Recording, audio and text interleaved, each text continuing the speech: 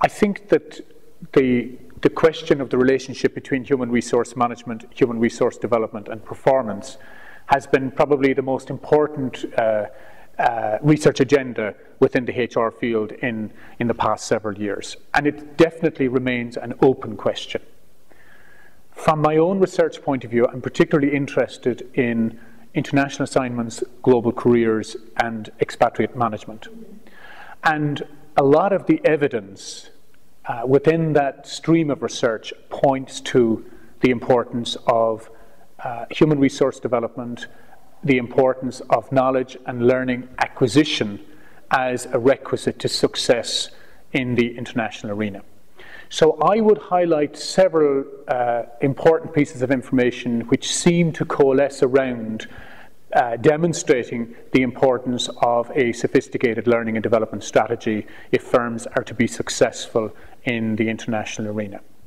We know from research evidence that a tremendous number of firms do not adequately invest in preparing people for international assignments.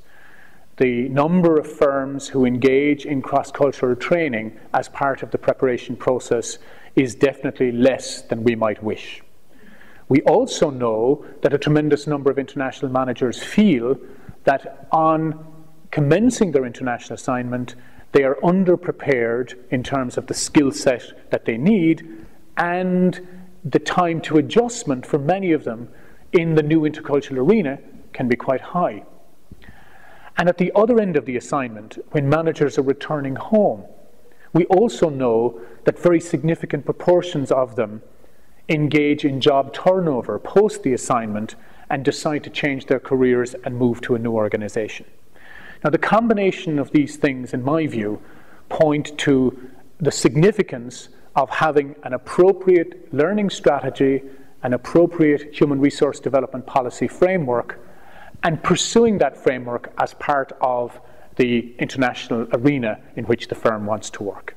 So I see it as being a very important part of the armory of sophisticated human resource management, and I think it's something that in all likelihood is going to grow as globalization increases.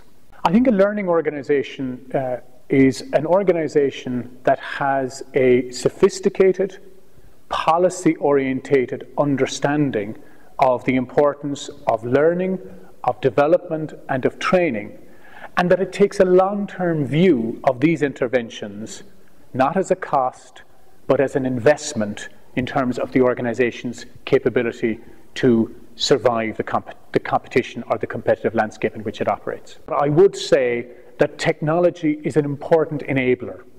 And I think it should be seen like this. I think we should view technology as something which facilitates and enables people to learn in different domain spaces, over different times, in different areas. So I would see technology as having an important role in human resource development, not in a dominating way, but in a way in which it can play an important facilitative role so that people can learn in many different arenas at different times through and with this technology and using it in this facilitative way. I think that's very important. And human resource functions generally, I think, need to be able to embrace the technological innovations that are going on as part of their armory or their strategy.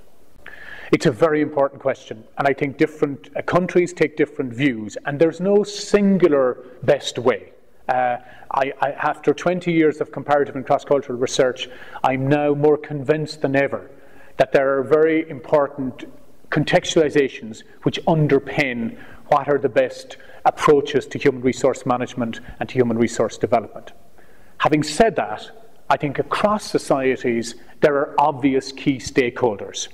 And the more those stakeholders are involved as part of the effort, I think the better the effort will be.